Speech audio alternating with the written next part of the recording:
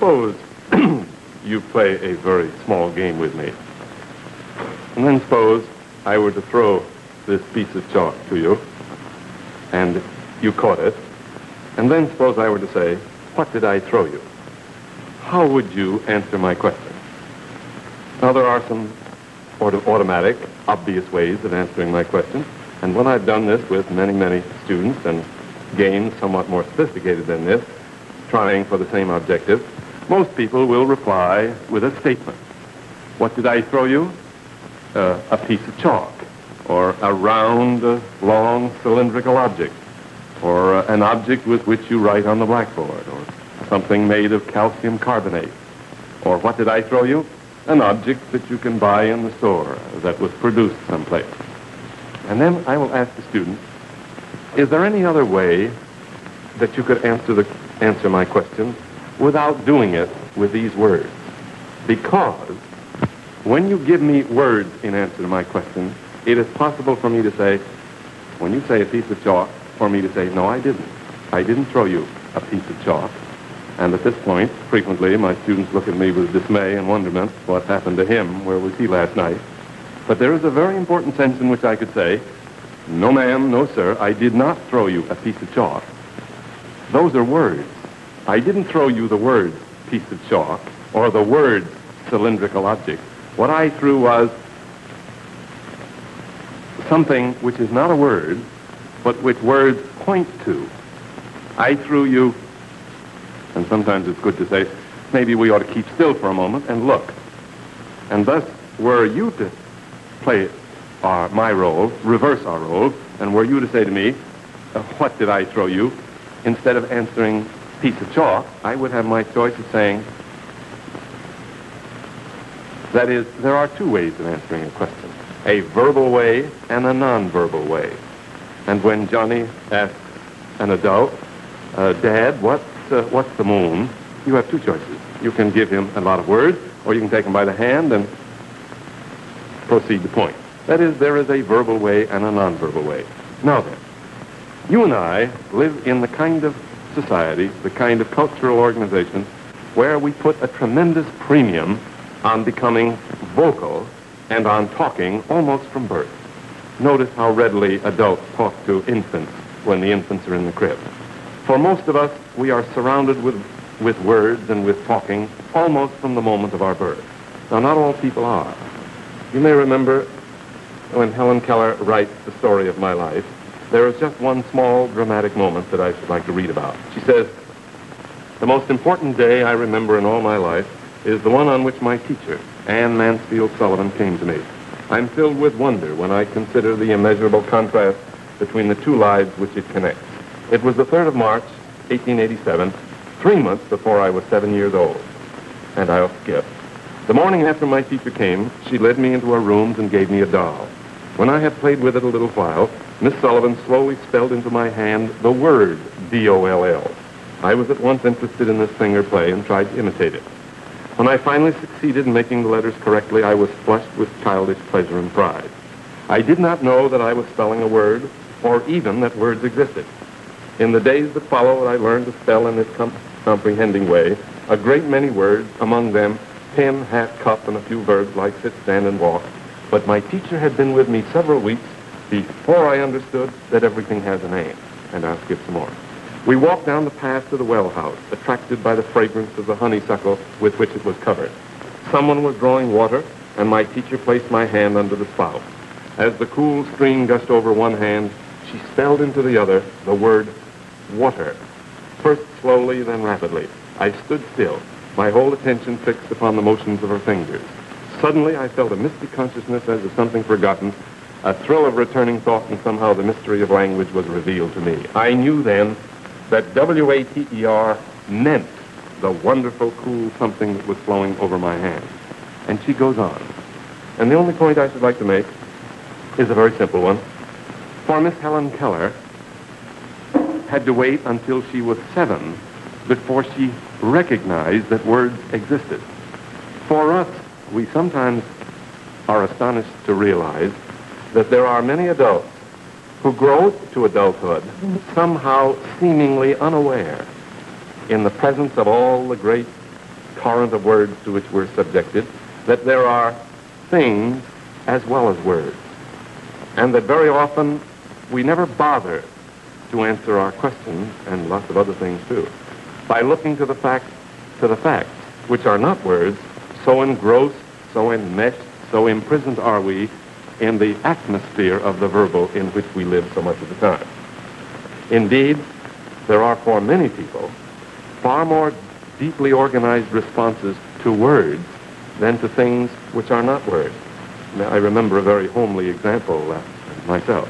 I was at a dinner party in Florida, and our host was a very generous person who had supper served buffet style on his veranda, and there were many plates full of succulent dishes, and people sampled widely and well, and after eating, we sat around in a semicircle on the veranda looking out to the Atlantic Ocean, and our host came in with a kind of roguish glint in his eye. He turned to everybody and said, everybody, did you taste the food in the silver platter in the center of the table? And everybody had. And then he looked up and said, what do you suppose that stuff was?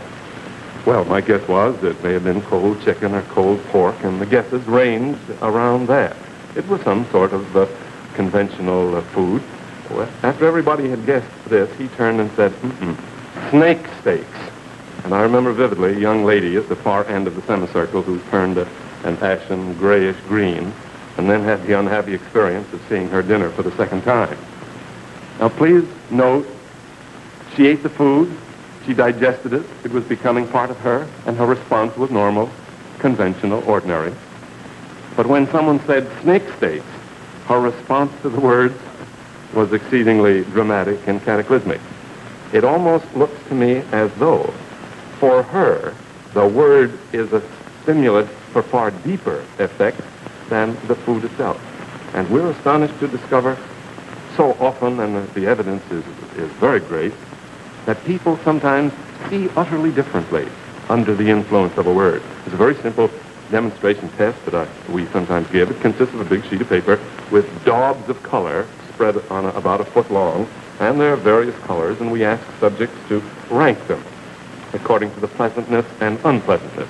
If it's number 1 down to 10, and we'll do this 2 or 3 times with the same people to see if they are regularizing their ranking. Then we will give about some weeks later the same set of colors, but this time each color is accompanied by a word, an adjective, like mottled yellow, meadow gold, bilious green, crude, faded, warm sandstone. And then we discover, when we ask the people to rank them again, the rankings change. They tend to rank the colors in terms of the pleasantness or unpleasantness of the associations around the words, more, with the result that they tend to like colors they liked before, they now tend to dislike. So that from one point of view, if a person is more interested in the associations surrounding the words, and his response is more dramatic to them than to the fact the words stand for, that may well be one variety of unrealistic behavior. And it may be that if we pursue this, we'll have a definition of what it means to be realistic. I'd like to show you a map. This is a map that was just made in fun. It was sort of a game. Some of my Texan friends may enjoy it. It's a Texan's view of the United States, in which Texas looms large and wonderful and enormous. This is made in fun. It's a jest. Whether the jest has any significance or not is unimportant. But the map allows me to make a point on this word things business that I should like to pursue. Note what the map did. It exaggerated tremendously. We find it very helpful to think of words and talking as a kind of continuous map-making. Thus, just as a map can fit the territory, what I say about anything can fit it. If, for example, I say that this is not cylindrical, it's 5-dimensional, or something of the sort, my map may not fit. Or if I say that there are 3 of these, my language does not fit. Now, one of the very interesting effects, we think, that comes from our failure sharply to realize when we're in the realm of the verbal and when we're in the realm of the nonverbal is the deeply ingrained exaggerating tendency that occurs in our speech. And I should like to try to provide one or two illustrations of how easy it is for us to exaggerate in our talking, just as it's easy for a map maker to distort a map. Indeed, to make an accurate map is a very great achievement. It takes countless observations and a great deal of very technical work to make a map fit the territory. I now want to suggest that in our everyday talking, we are more likely to distort and exaggerate than we think. And secondly, that it will take an active effort to be accurate and precise and to avoid the exaggeration. And I'd like to show you this in 2 or 3 very simple ways. Suppose, for example, I were to ask you a very simple question about some great figure. Say, for example, I were to say to you, what are some of say something about Wendell Willkie's political philosophy. And I were to ask several people at once, what are some of the things they're likely to say? Oh, when I ask someone that, he's likely to say, Wendell Willkie believed in one world. And I would write that out, in one world. Or Wendell Willkie was a great Republican. Or they're likely to say Wendell Willkie had a philosophy that would remove the power from the federal government, or something. In other words, we will make a quickly categorizing statement. Thus, for example, if I were to say to you, say something about Shakespeare as a playwright, you might say Shakespeare was a great playwright, or something. Shakespeare was a man who introduced poetry, great poetry, into his plays. Now, I want to argue, as for the moment, that the form of this sentence is enormously exaggerating because it doesn't take into account something that is very easy to demonstrate. May I show you? May I give you a 1-minute biography of Wendell Willkie, which is enormously oversimplifying, and I trust you'll take that into account. But between 1910 and 1914, Wendell Willkie was an undergraduate at Indiana University.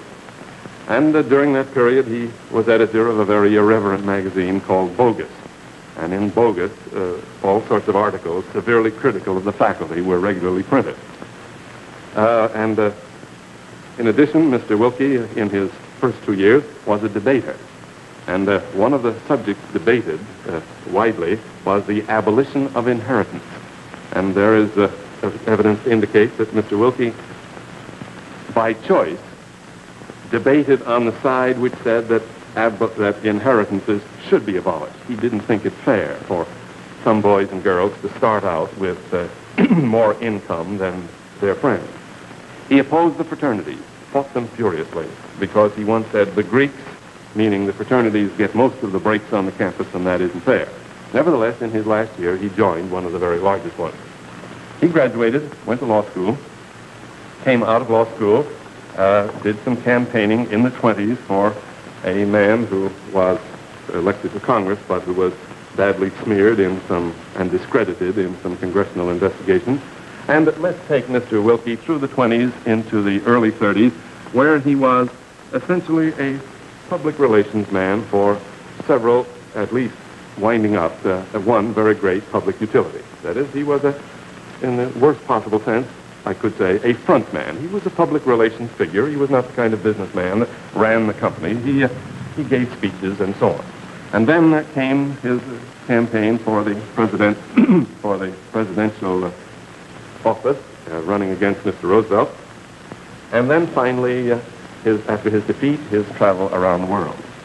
Now, if you will permit me to be very loose, I think it could be said that in his undergraduate years at Indiana, Mr. Willkie was a young progressive, a very liberal young man. That is, he was a young maverick, exceedingly critical. In his 20s and 30s, he was an exceedingly conservative, you might almost say, reactionary person. Then in the late 30s, I think you could say he ran on a very liberal Republican platform. And then in his last 2 years, after the trip around the world, you could say that he was almost spiritually kin to the New Deal.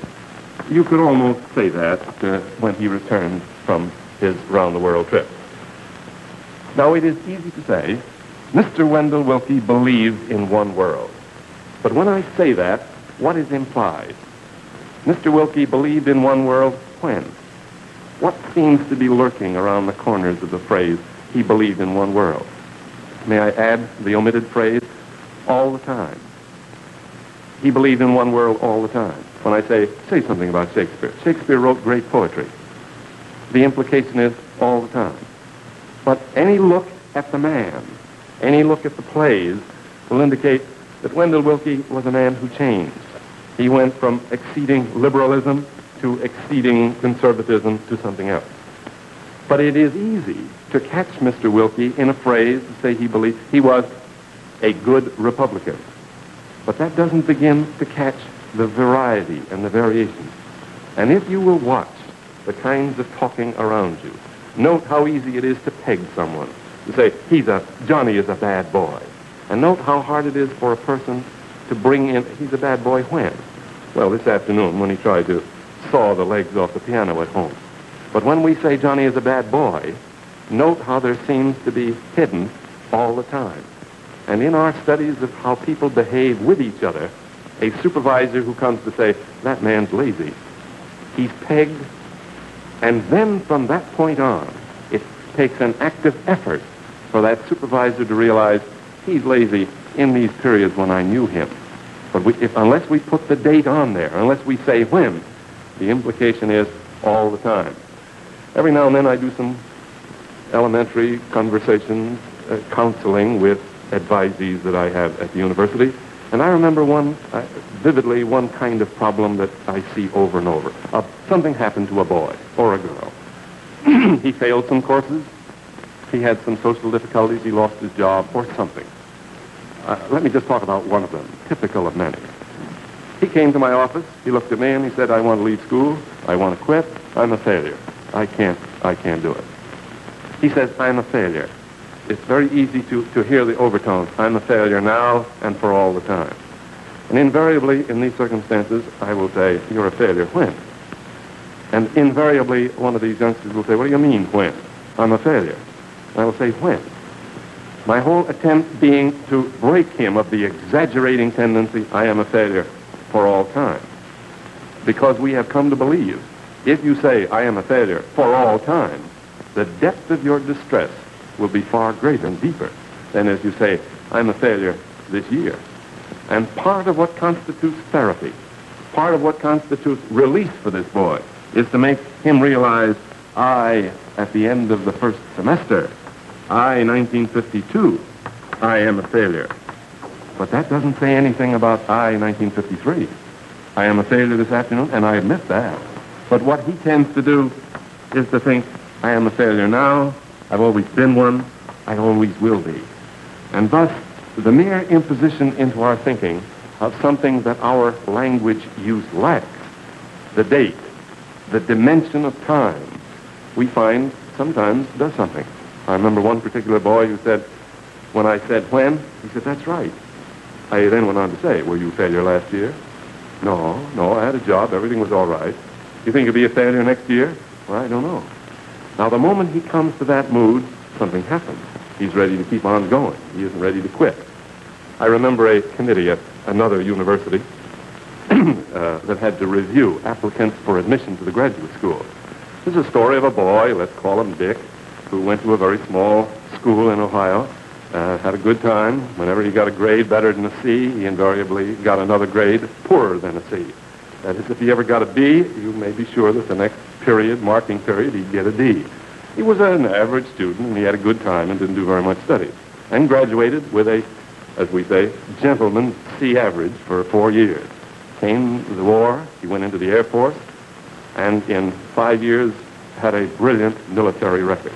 So brilliant that he was invited to stay on for a regular commission, was commissioned captain, and as part of the Air Force's career program, was permitted to take time off to go to university to see if he could get a bachelor's degree.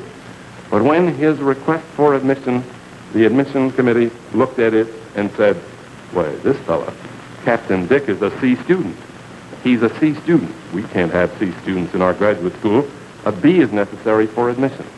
And that's what I mean by the exaggerating tendency. To say that Dick is a C student is to exaggerate enormously. He was a C student between 1936 and 1940. And the tendency of our exaggeration is not to look at the thing. It is to be imprisoned in the phrase. He is a C student. But he was a C student from 1936 to 1940. And how easy it is to pin that brand on him as if he never will change. And to the degree that we fail to look at him, to that degree is what we say about him distorting. I ran onto a somewhat moderately amusing illustration of a lady who didn't want to go get her teeth out because she didn't want to go to visit the dentist to save her teeth because she said, I don't want to go to him. He hurts. That dentist hurt me. And it was a very amusing analysis we made of her talking, because when she says the dentist hurts, what's implied? A little bit or all the time? And she implies the latter. We asked her to sit down at the blackboard where I did something very simple. We said, what time was your meeting with him? 2 o'clock. What do you do the first 5 minutes between 2:02 and 2:05? Oh, not much. He just looked at my teeth. Did he hurt then? Oh, no. Then what did he do? Well, at 2:10, he started to dig around. Did it hurt then? Oh, no. Then what did he do? Then he started to drill. And, sir, he liked to kill me. In the period to 10:12, that's when the dentist hurt. Did he hurt after that? Oh, no, not till the time I left. Didn't hurt at all. But when you say the dentist hurts, that's bigger. That's deeper than if you say he hurt from 2:10 to 2:12. And the failure to catch that distinction means that she enlarges her fear. It means that the dentist is a terrible figure. It means that he's a person to be avoided. May I show you this in the life of a little boy? There's a little boy named David who was bitten by a squirrel. And the pediatrician prescribed 14 daily anti-rabies shots every day. The first day, he cried only when the needle entered his arm. That is, may I make a very small, I'll make a little circle. When the needle went into his arm, he cried. The second day, he was reluctant to enter the doctor's office. He began to cry when they got right outside the office. The third day, he cried on entering the building. The area of his crying expanded. The fourth day, he didn't want to leave home. Now, if one analyzes his talking in all this period, one gets from him the doctor hurts. It hurts, and there's a continuous broadening. He never says to himself, the doctor hurts when he pokes the needle into my arm. He says, the doctor hurts. This terrific exaggeration until finally, on the fifth day, he said, Mommy, I don't want to have a shot today. Well, his mother then began to do a little of what we call semantic retraining, general semantic retraining, and she went on like this. She said, yes, David, you will have a shot today, but I will tell you about it. When the doctor takes your arm, it hurts, and you want to cry. That's all right. You may cry when it hurts, but does it hurt now? Notice she's dating. You may cry when it hurts. Does it hurt now? Does it hurt when we ride in the car and park in the lot? Does it hurt when we go into the building through the revolving door? Does it hurt then? No. You don't need to cry when we push the door round and round. You can laugh then. Does it hurt when we sit in the doctor's waiting room and read the picture book? Does it hurt when the doctor takes your arm? Yes, that hurts. Then you cry. Go ahead. When he's all finished, you don't need to cry anymore, and it hurts only a minute, so you can cry for just a minute. David seemed to get it. En route that day, his mother asked from time to time, does it hurt now? Remember, David is 2.5 when this happened. He even laughed when he said no, and during the remaining 10 days, he cried only when the needle hit him. Now, this was a miracle. Never mind the skill and sagacity of the mother. What is important here is that already in a 2.5, one finds this exaggerating, this tremendous growing tendency that's there. And when it's there, it grows up into other more difficult phenomena. I have time for one more overly quick illustration of this in another way. I try a little game with an audience. I give a speech, or I have someone else give a speech, in which he says, in the Bible, there is something about leprosy which is not up to date. Medical science today has a great deal of knowledge about leprosy, which is different from the attitudes toward leprosy implied in the Old Testament. And the speaker makes very clear that he's doing nothing more in his talk about the Old Testament, but talk about this little bit of it having to do with leprosy and some of the strange implications. The speaker does not deal with leprosy as a moral taint. He merely says there are some things in which the Bible is slightly inaccurate. And that's all he does. He talks about that little bit. Then his talk goes on for 10 minutes, and the audience afterwards is given a small, very simple questionnaire to fill out, and there are a lot of unimportant questions, but one important one. If you were to classify or talk about this man, how would you consider him today? In almost every case we've done this, and it makes no difference the sophistication of the audience. At least half of the people will say, oh, that man hates the Bible. He's an agnostic or an atheist. He's a Bible hater. Notice how that expanded from he hated a little bit of it, he disliked a little bit of it, to he disliked it. Now, in our world, the exaggerating tendency makes things very difficult for those people who wish to be moderate. Indeed, if there were time, I should like to say that the moment in world history in which we now live, it is very difficult to be a moderate. It is hard to be against something in a small way.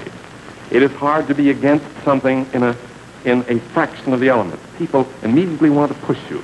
They want to exaggerate. They want you to be against the Bible. Now, I think one ought to be able to criticize the Bible. One ought to be able to talk about reforms in government. One ought to be able to talk about reforms in our social life without immediately being blown up into a wild-eyed radical. Now, I submit that in the moments of our talking and in living, whenever we fail to keep our eyes on the ongoing, complicated, richly various facts of the world in which we live, when we think only of the words we use, we're then in danger of being blinded. It is one of those obvious things to say, of course words are not things.